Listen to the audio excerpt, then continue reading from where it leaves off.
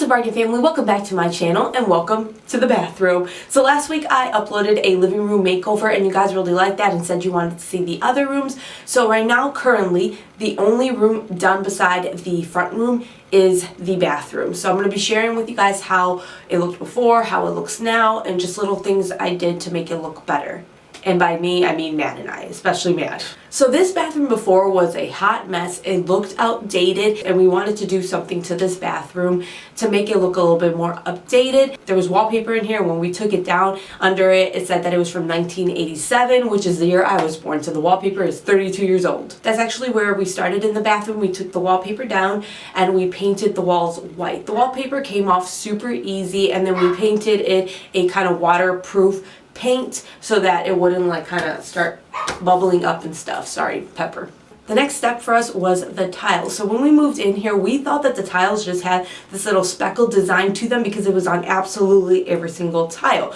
But then we cleaned up the bathroom and we realized quickly that the people before us probably never washed the floor because it wasn't just speckles that were a design on the ground. It was supposed to be white under there. So what we have done to the bathroom is more of a temporary fix. We got married in the beginning of the year. We bought the house, so Matt doesn't really have vacation days. So we have to wait till he has vacation days and we know what we are actually going to do. So I'm going to share with you the inexpensive items that we use to make this bathroom look 10 times better. So for the floor, we ended up using Rust-Oleum tub and tile. So basically it is like an epoxy paint. It only comes in one color, so that's kind of the downside, is just straight up white that it comes in, and we just put that all over the floor. And by we, I mean Matt. I couldn't do it. The fumes were too strong for me. I don't have like the best lungs. I have really bad asthma and yeah, my lungs just can't handle things like this. So we actually end up spending a week at my mother-in-law's house while Matt did this. The reason we were gone for a week is because we did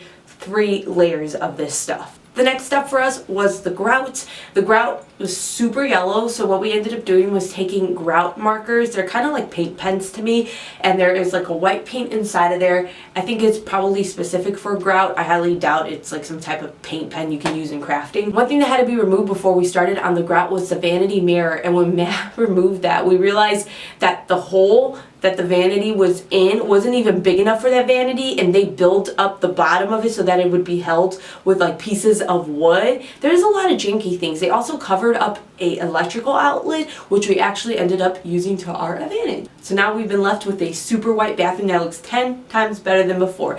I will say this, if I would have known we were going to be using the tub and tile beforehand and that it was going to be that white color, I might have painted the walls a different color, but now I don't hate it. Like, I feel like if I would have known the floor was going to be white, I would have been like, let's paint the walls gray or a blue color.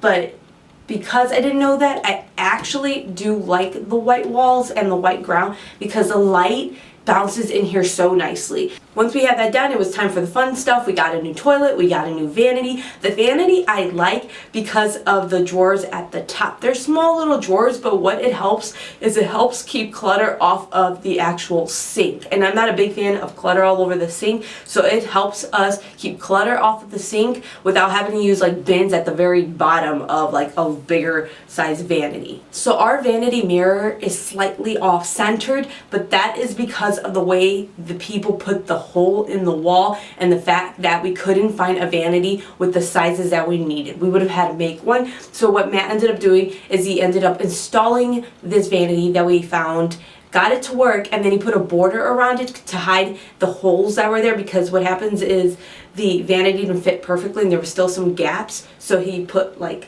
molding to help make a border so you couldn't see those holes. Like I said, there was an electrical outlet that was being hidden behind there, and that's the only electrical outlet inside of this bathroom. Before, there was none. So we couldn't blow dry our hair in here. We had to leave. But then Matt found something behind there, and he was able to cut a little hole in the vanity so that we could plug in the our electric toothbrush charger or a hair dryer, and you could close the vanity and still be able to see in the mirror and do what you got to do. So that was really nice. So there was like a beat up towel rack above the toilet. We ended up taking that out and putting an above toilet cabinet. And what's kind of funny about it is that cabinet is called the Bethany. I went to Menards, I picked it up, and it's called the Bethany cabinet. So it was made for me, and it was actually my favorite one that was there. So we ended up putting that above the toilet, and we made sure we secured it in place. We hooked it up to the wall so that it doesn't fall on anybody and it doesn't shake, and I really like the way that it looks. Now the main reason why we wanted something like that was because there's not really room inside of here, or there's room, but it would just be an odd spot for a hand towel rack. So we ended up putting that, and I bought a little, like, I don't know, a tray that I put hand towels inside of. And so far we've been using that to dry out for hands. We're thinking eventually maybe we'll be putting it on the wall somewhere. We can't really put it in the tile. We don't want to really drill holes in the tile and like mess it up, end up cracking more than we have to. So eventually maybe we'll figure out how to do it in a good spot on the wall, but for now that's how we have it set up. So when I was looking for a bathroom rug, I went to stores. I didn't order online, and I just couldn't find a size I wanted. The only one that I found that was a size I wanted was white. And so I just bought it. And I actually like it. The only thing is you can tell when it gets dirty and I have to wash it often. Eventually I would like to find one that isn't straight up white. It's just in stores it's been hard for me to find something this long, and I wanted something on the longer side just in case the tile might start peeling up a little bit because, you know, of wet spots. This is pretty much the main area that gets wet, so I wanted a longer mat to help with that. Pretty much all the walls in my house are painted gray, and then the vanity is this very light, nice gray color. So the shower curtain, I wanted to make sure there was some gray inside of there. So I just got this simple shower curtain at Home Goods.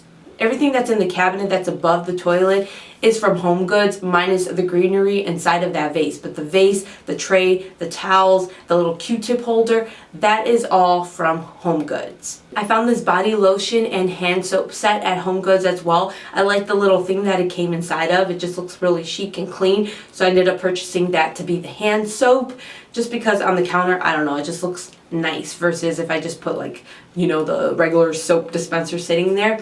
And then I got a simple toothbrush holder, which is just white. Pretty much everything inside of here is white.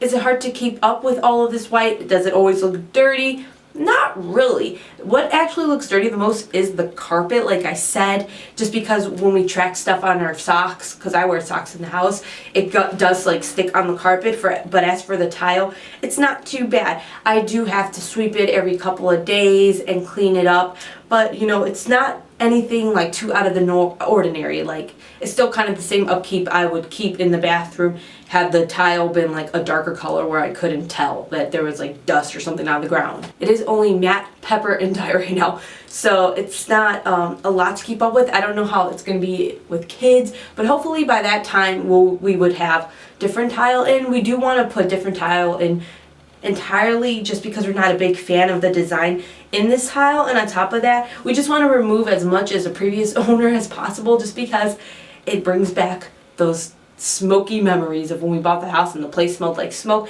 I got a lot of comments asking me like, did you guys get a deal on the house? We got this house for a good price. I'm not going to tell you guys exactly, but I think it was a good price because of the area that we live in, and I absolutely love this house. I love the way everything has turned out. Even when the house smelled like cigarette, I still loved the house because I could see the potential past the smell of it. So I'm just very happy with how everything's been turning out. I love my house. Like, I really love the way everything turned out, and I'm excited to do the basement. Everybody keeps asking about the basement and if I will film the basement.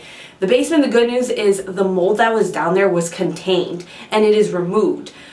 But we haven't started on the basement because we are going to be taking the drywall out, putting new drywall, making a different setup for it, and Matt needs time off, like I said, so that hasn't started yet. I'm excited to see what's to come with the basement. I will keep you guys updated with every single room. I'm waiting for Black Friday to happen because Matt and I don't have a bed set. We just have like a bunch of random stuff that we've collected both separately before we were married, and our bedroom's a hot mess, so we're waiting for Black Friday to get a bedroom set. And I'm currently working on our before and after of the kitchen, so I'll be sharing everything with you guys. I'm happy that you guys have been enjoying this, and hopefully this is helpful for you because, you know, even if you want it to be a permanent fix in your home using like the tub and tile, you totally can. It's just a matter of, do you like your tile?